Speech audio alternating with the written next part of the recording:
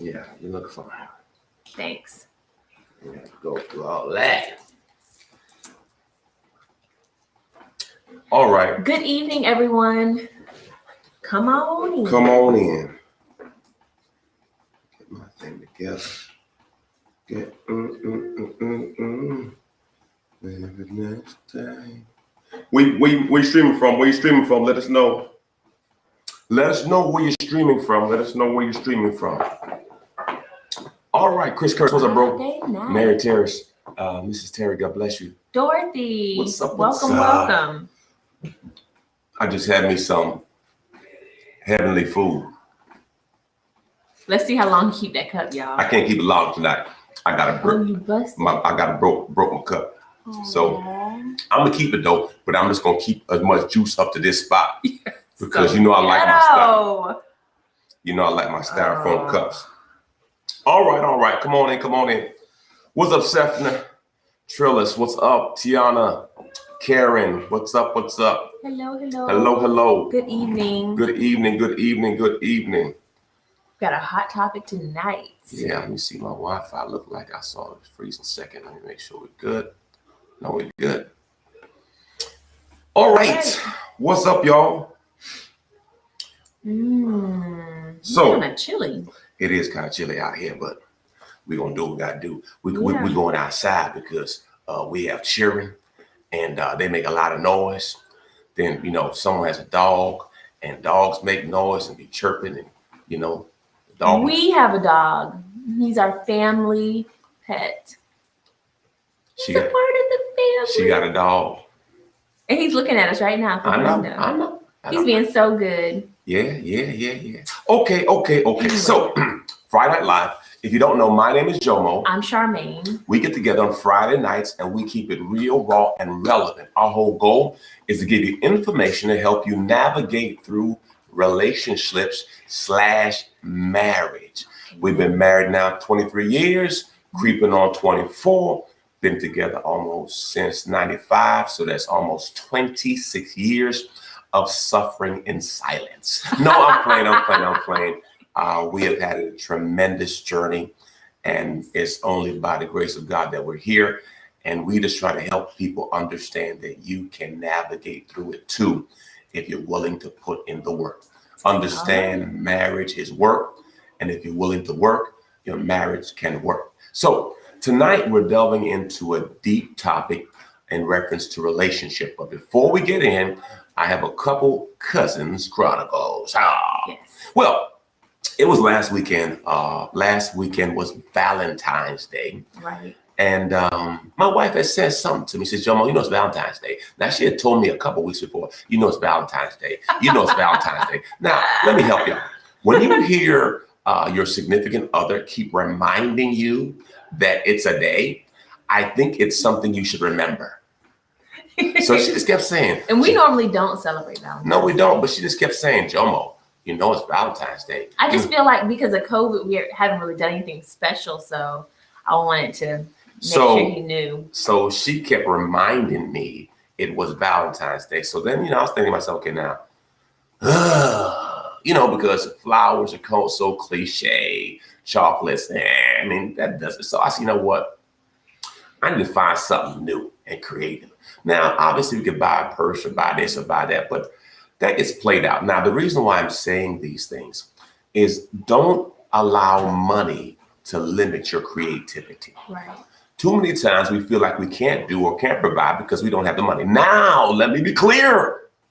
You need money, okay? The Bible says money answereth all. So you need money, but it should not be the dominant factor in a gift. Right. So I started doing my research. I said, what? Let me see what people do. And I was looking. I said, oh my gosh, I saw an idea. The problem was for me to order it, it would take 2 to 3 weeks for me to get it. So I got in the office and I started creating. I said, let me see how this looks. And I kept working it. Finally, I said, you know what?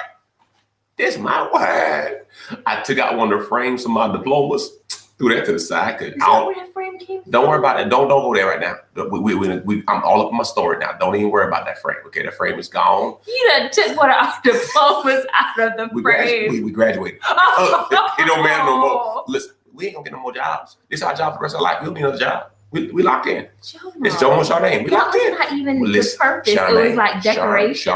Charmaine, let me finish my story.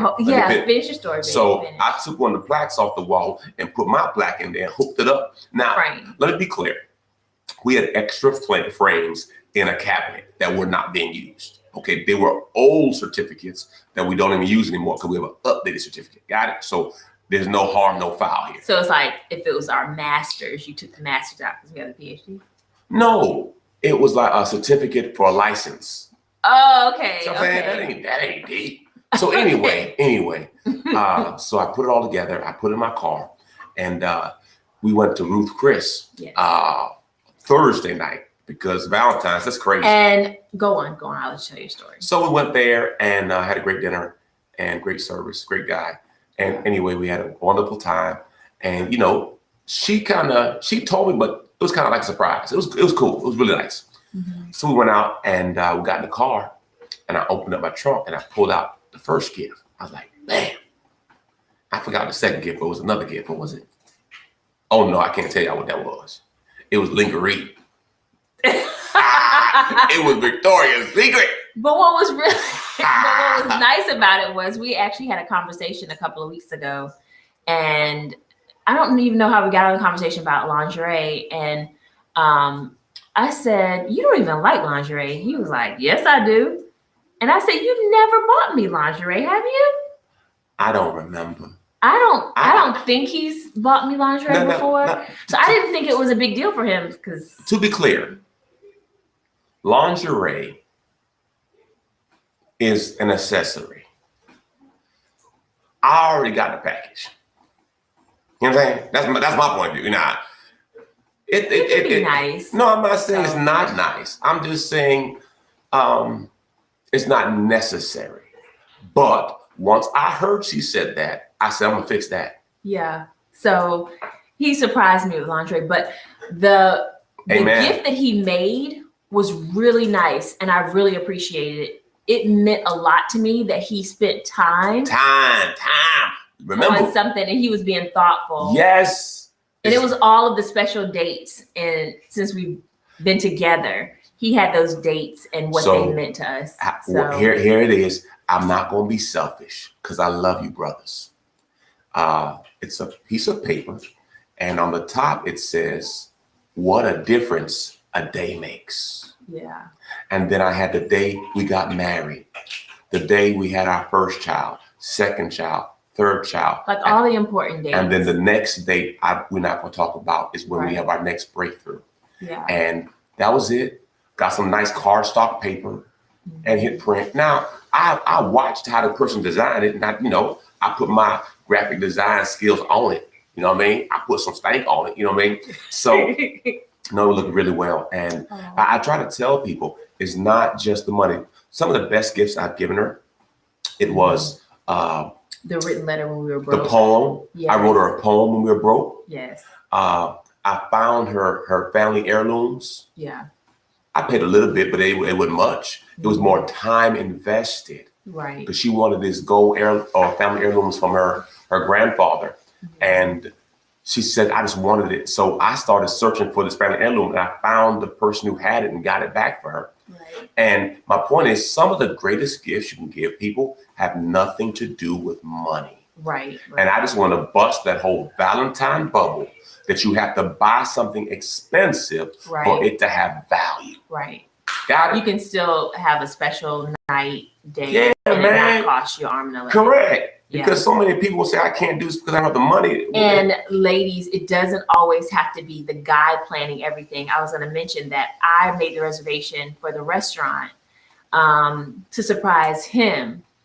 Yeah. So it doesn't always have to be the guy planning everything. I really appreciate it, And they had plenty of room separated. Right. It was a good situation. It was cool. All right. Next one. I got 3 this week, y'all. 3 cousin chronicles. The next one was, man, I forgot what day it was this week, but she said, Jomo, I reached out to one of my old friends. They hadn't had made contact in about 15 years. Right. And I was so proud of her because the communication didn't end properly. Right. And I said, it's such a big move to reach out and try to reconcile your past. Right. And sometimes we just keep moving, not realizing that might be something that may be holding you back in the future. And I just say, man, I am so godly proud of you to make a move like that. Some people never go back and fix stuff. You know what Jesus said? Jesus said this when the lepers got blind, a couple, I think it's one or two. Some came back and said, thank you. Some people never say thank you, just keep on moving in life. And I was just so proud of her because that's maturity. Mm-hmm. Sometimes we just cut people off and say, well, I'm done with them versus really trying to say, okay, what happened? How can we reconcile? How can we be better? Right. So that was awesome. I think it was healing for both of us. Amen. It was really cool. And my last Cousin's Chronicle, this was hilarious. It was hilarious. So we have been recording classes. Mm-hmm. So I got so much material that I have to get out of my head and get digitized. So we've been recording all the time. And just so happened this week, man, we had some challenges. And so I said, you know what? I said this. I said, which is so funny. I told her, you know what? You are actually worth all the hell you put me through. And she started laughing. She's like, oh, that's so sweet. And I kissed him. And kissed me. And my point to you should be so real in your relationship. See, Pastor Ty told me this, and it's so funny. He says, when you get a thoroughbred, you got a whole bunch of maintenance. Mm-hmm. And it's so true. If you want something that is... But it could have went left if we were in a different place. Yes. Like, it could have been offensive if we were in a different place. Yeah, no. It was, but again, we are at a place in our relationship that we can just be honest like that. Right. Because Charmaine's a lot. She's a lot. I'm not saying just, she's a lot. And she's a lot. Really, Jomo? No, but I'm a lot too. I ain't got a problem with that. I'm a lot. I know. She's a perfectionist. Yeah. She's a perfectionist. She's type A, and I'm just so thankful, godly thankful for all the type A women out there that go to our church in the name of Jesus. Anyway, so we get stuff done. I see. You know what? You're worth the hell. Because my point is, this chick. We're a good team. This chick, she's a producer. She's a graphic designer. She's an editor. We're a good team. When it's like God said, listen, Jomo, if you're going to be a pastor, I'm going to hook you up with a chick that can do graphic design, who can edit, who can do movies, who can do makeup. And she could do makeup. She was a makeup artist. She was a model. She did acting. I said, golly. So, when you get a lot, it comes with a lot. And I said, you know what? You're worth the hell. And the reason why I say this is some of you right now are in frustrated relationships. And with a lot of emotion. And you have to identify there's something that you went into it with. Mm-hmm. And there's a benefit. But if you only focus on the negatives, you're never going to see the positives. Right. So what I do every now and then, I remind myself of the gift she is to me. That's good. Like we were driving, she was driving and I was talking to her. She had a lunch meeting at Jackson's or something like that. And I was telling her she was a little bit off. She's like, how you know where I'm going? I said, well, watching me drive. Because, on my cell phone, I see where my Tesla is at all times. So I said, you passed the place. But anyway, that's neither here nor there. Ladies, really?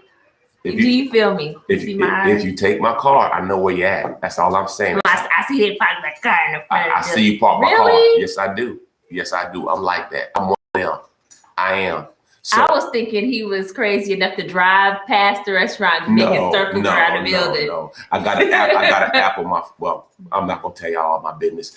Anyway, and we were talking, saying, Jomo, what are we going to do to make our church better? What ideas can we think about? What can we do to be creative? And I love how we are just feeding off of each other to make what we do better. All right. So here we go, y'all. All right. Tonight we're dealing with adultery. Okay. So Adultery. Adultery. So anyway, it's stepping outside your marriage. That's the gist of it. And I'm not talking about, you know, how people try, oh, it was an emotional adultery. It was a spiritual adultery. Hell no. We call it what physical. You having sex with somebody out your marriage. I'm going straight forward. Let's not play no games. All right. So you were sleeping with somebody else. Amen. So I was studying it today and I found a doctor. His name is Dr. Wyatt Fisher. I'm going to give him credit. I got no problem giving him credit because I always want to give you good information. Right. So a couple things I thought about. We're going to start tonight. We're not going to finish tonight. This is part one. This is part one. God willing, we get through step 5. All right. And we'll come back next week and get through the last 5. So research states that 50% of all relationships are going to deal with adultery. I'm going to say it again. And it's actually marriages. 50% of all marriages will deal with adultery.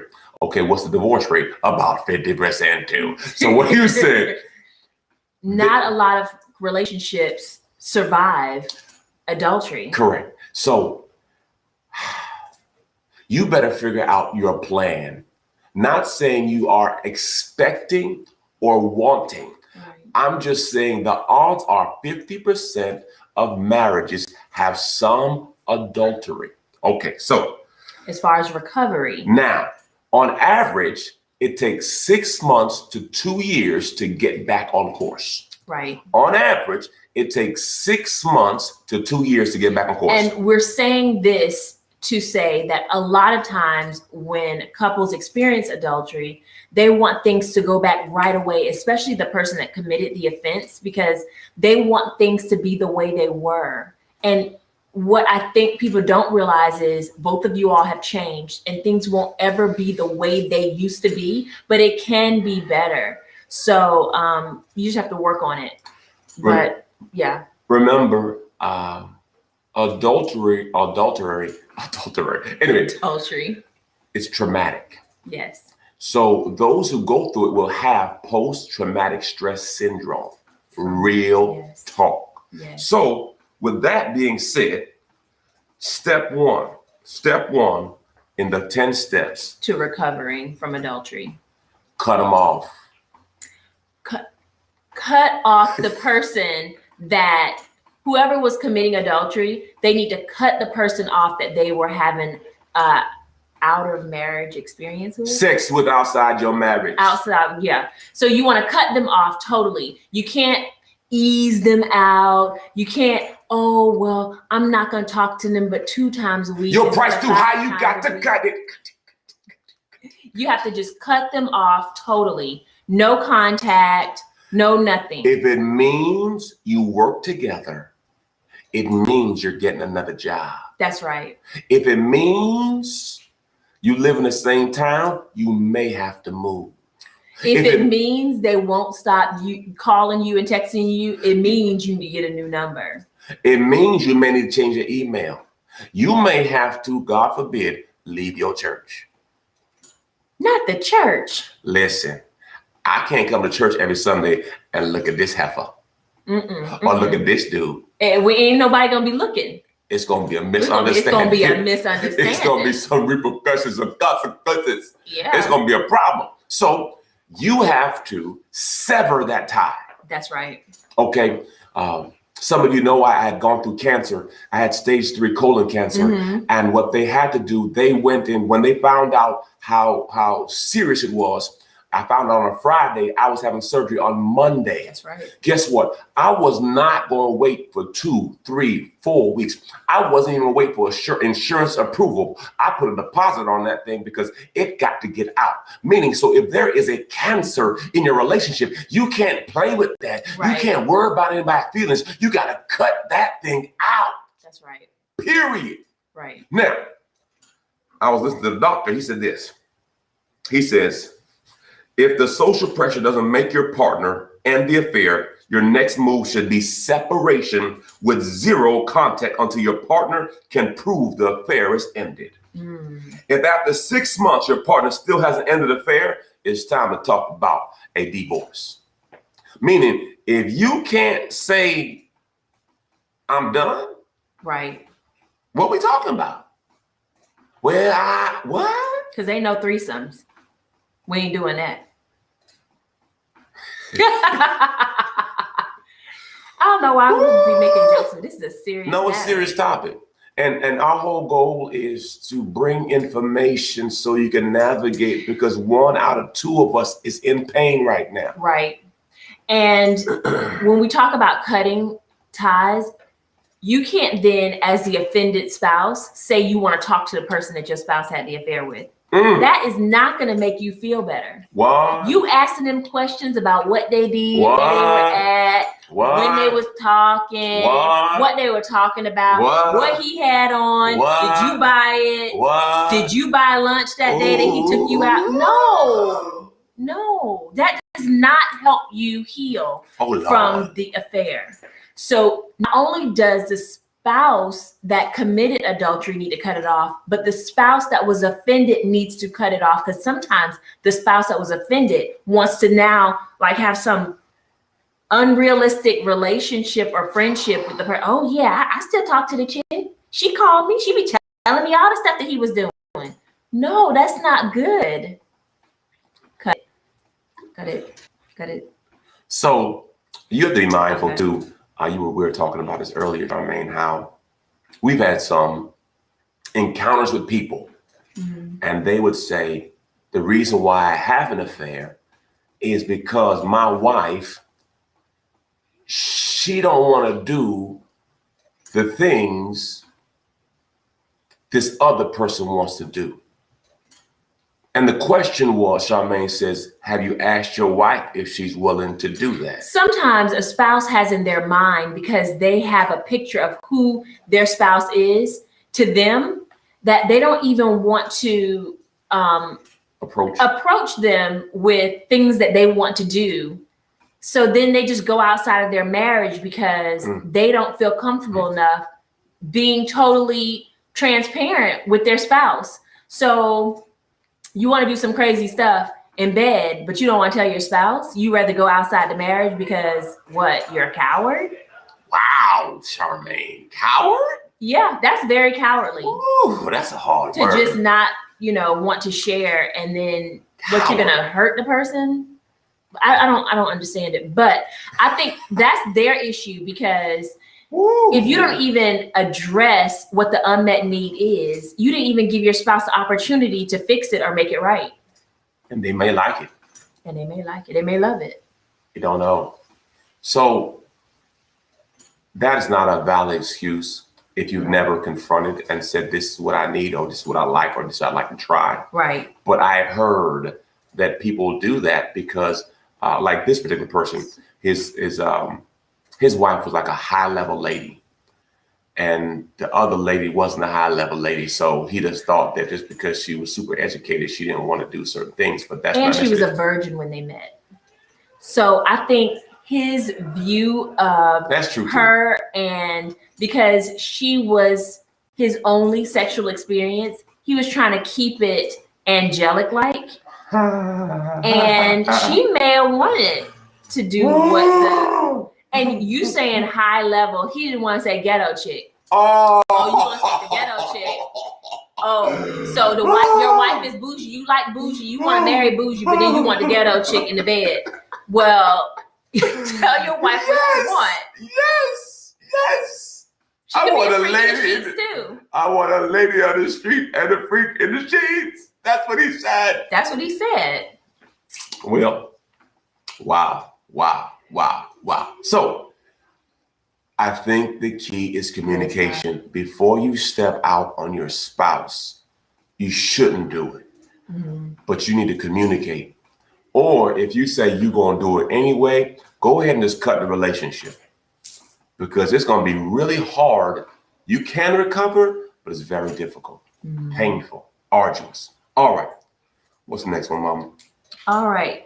Step 2. Step 2. You have to share all accounts, all passwords with your partner. Now, we talk about this during our marriage counseling sessions all the time. What are you hiding exactly? If you're not doing anything, why is there even like, I understand you having a password, but why doesn't your spouse have your password? Like I pick up Jomo's phone all the time. And I don't think we've ever had the issue with it. And I don't remember what you said as the reason why we've never had an issue with passwords or whatever. But I just think you should be totally transparent. You should be able to share everything.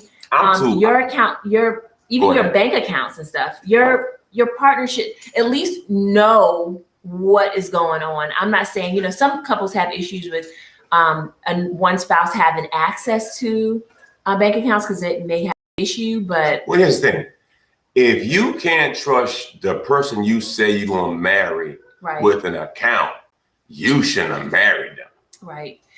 Real talk. Why you marry somebody? First off, trust is the foundation of principal relationship. If I can't trust you with a password, how am I going to trust you with my life, my body? Are you? Right. No, my premise is if I'm going to roll with you, I'm going to roll with you. And the enemy works in the dark. So you want to bring everything to light. You don't want to give us a foothold for the enemy to step in your relationship.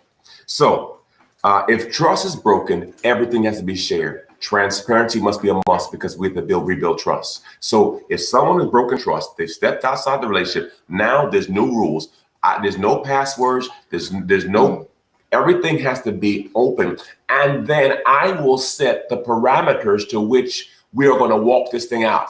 Right. The offended person has the right to set the rules for how we're going to get back on course. Right. Okay, we're in the gutter. Now, how are we going to get back out of the gutter? And how can you help me regain trust in you? Right. So you should be able to do or be willing to do whatever it takes in order for you to rebuild trust. And remember, trust takes time. Like Dr. Wyatt said, it doesn't come overnight. Understand this also with it. It may not just be all their fault. You might have to take some credit for what happened in your relationship. No, real talk. So I've had some situations where a person said, well, you know, I don't give them anything. They're not going to get enough of me. Yeah. Okay. Oh, we don't have sex. We don't have sex. We haven't had sex in 2 years. I'm good. For real? I'm good. You not good. You ain't. Ask the people that surround you at work. You got an attitude. You got some issues. Listen, Charmaine got with a lady at church. Her husband was coming to church with attitude every Sunday.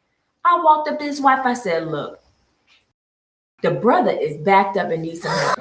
Now, don't send him back to this church acting like he acting this Sunday on this Sunday. Break that brother off. Please, for all of our sake. For all of our sake. Now, we giving him grace and mercy because we know that you acting a plumbo, but we're not doing that no more. Come on, man. You're going to give it up.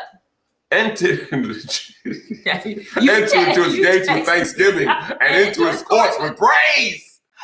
Coming to church face all screwed up. Yeah, it's not the brother's fault. It's your fault. Sitting up there looking cute. Not giving the brother nothing. Talking about you a nun. Sending him to church like that. Looking all toe up. Can't even see straight. All right, number three. Number three. What does it say? You have to be sincere in your remorse and contrition. Okay? Mm-hmm. If you blew it, you got to fall on the sword. Yes. Honest, transparency, real, own it. Don't try to push on, own it. Right. And the thing is when you're owning it, you shouldn't constantly be owning it every day, all the time. Come on. But this needs to be a conversation, right, babe? Mm-hmm. So what you should do is the person that was offended, they write down all of the questions and everything that they want, right? Mm-hmm. And then they give it to the person that caused the offense. You have a conversation. They answer all your questions. Once they do that, they agree to never bring it up again. If you decide to move forward, now let me just say this. Time out. If you decide to move forward and you're saying, this is the person I want to be with, I want to make this work, I want to move forward with reconciling. You cannot bring it up every day and relive the adultery every day. So for months and months. months. You can't do that to yourself. You can't do that to the person. Here's what y'all got to do. Okay. Charmaine said it. I'm just going to say it another way. Okay. Every thought that's bothering you, put it on paper. Everything that you're unsure of, put it on paper. Right. And sit in process. It may take a day or 2 weeks, whatever. Get everything on a piece of paper and have a sit down and say, these are the questions I need to get from you. This is going to be a one-time situation. Let's be honest. Now, I've heard some people put a person on a lie detector test. Ooh, pressure. And that answers that question right there. And what if they keep lying about it? I understand that. So here's, and they're not being honest. Correct. You can't move forward if they're not being honest. It's hard to discern whether a person's lying or not. I know we all say they lying or this person lying, but and the person that committed adultery, they may be lying because they're trying to protect their spouse, but they don't realize what they're doing is making it worse.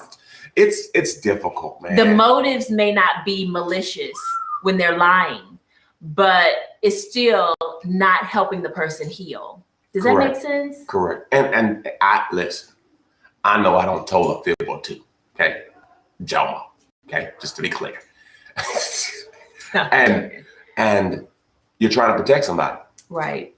That's what you're trying to do. But it's not right. Right. So I'm just so glad I'm out of that lane. Yeah. Because you only have one life to live. And we've graduated that class. Right. And for us, it's too costly. Yes. Oh my gosh, the pain. It's just too much. Right. I don't want to hurt nobody. I don't want nobody to hurt me. Right. So we have to really walk this out in reference to how am I going to own it? Right. Okay, what's step 4, man? Step 4. Step 4 is you need to be able to process through your hurt.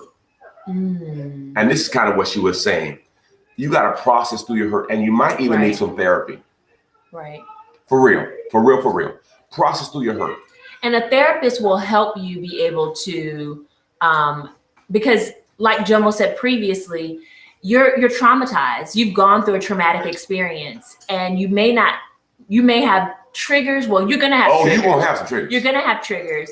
And you may need to be able to know how to process them mentally in order to get through the trauma that you suffered in your relationship in order to be able to move I'm forward. Post-traumatic stress Even right if now. you decide that you don't want to be married anymore, even if you decide you don't want to be married anymore, you still may need therapy. I would definitely consider it. I would definitely consider if you decide to stay together, get a therapist. Sometimes a therapist may say, let's have a few sessions by yourself and then bring the spouse in.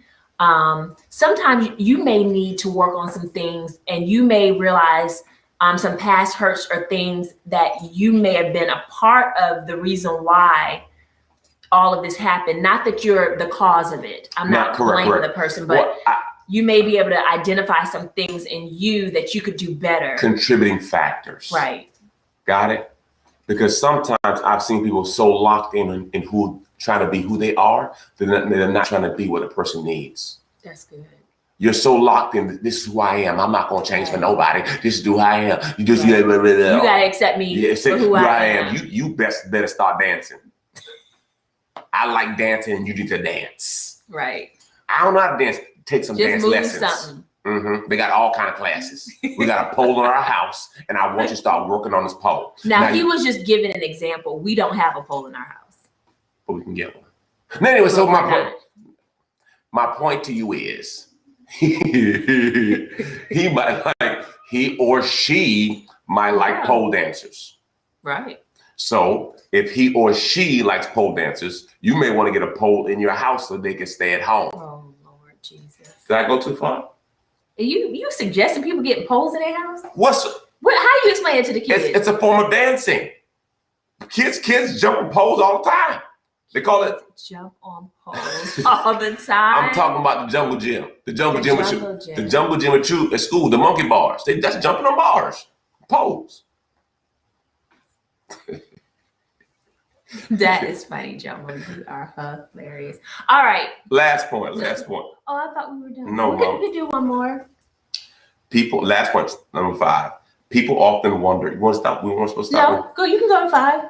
People often wonder how much detail should be shared about the affair. We kind of mentioned it. I'm going to read this. Where it says this. What does the doctor say? The doctor says, therefore, it is recommended for the betrayed spouse to make the list. Charmaine said that. And be answered honestly. And once you make that list, no more. So he didn't really specify how deep to go into the here's the thing, man. Questions. Well, because the thing is it's not going to help your mental. You could cause more insecurities about yourself knowing too much about the experience. What does he do that I can't do? Baby, you don't want to know that. And it's not on you. That's too much information. I saw a question that I want to touch on. I think the question was, what if they're family? What if? If the person. Whoa, time out. Wait a minute. So if they were like cheating on like a sister or a cousin or something? That's a whole nother level right there. Let me find that question. Let me find that question. You so sick. What you gonna do, Charmaine? You ain't gonna do nothing to nobody. That wouldn't be my cousin no more. Oh.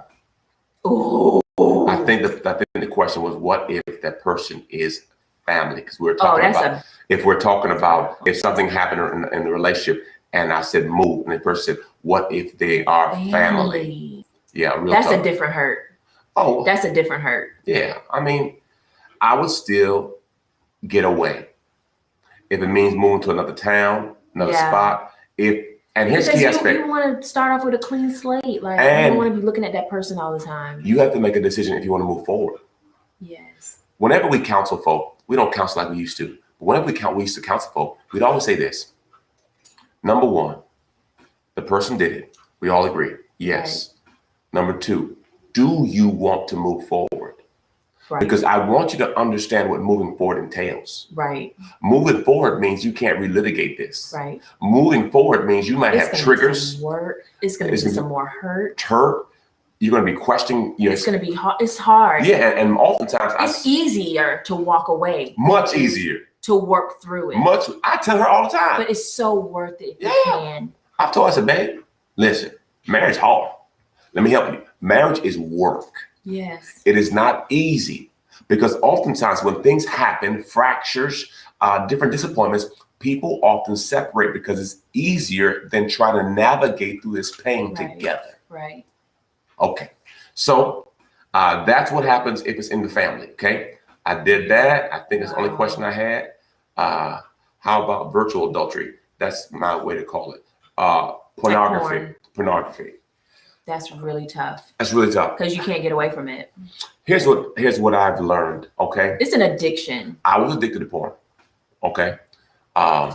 So here's what I realized. It's not going to help my relationship. Right. And also research states that if you watch too much pornography, it actually lowers your inhibition and you may not be able to perform. Real talk. That's research. So if I were a dude, I would stop it because I want everything to work right. Just me talking personally. I'm just being honest. Yeah. Because what happens, you get overstimulated. Right. So now you can't match that stimulation in the bedroom. So you're actually hurting yourself, and you may end up having some difficulties. But the thing is as the other spouse, you can't stop the spouse from watching porn. They have to want to do it for themselves. Amen. Because it's an addiction. Correct. So that's something that you all have to work on together. Good stuff, Mr. And they need counseling. Good stuff. He was saying that how him and his wife moved on through it. Praise God. So we have to really walk it out and bit by bit, piece by piece. But anyway, I pray that this evening blessed you. Absolutely. We're going to come back next week and we're going to finish up the last 5 of this segment. You have LOP next week? Is it LOP? It is next week. It is. Are we going to do part 2 during LOP? I don't know yet. Yeah. Stay tuned. We have a special guest. One of my good.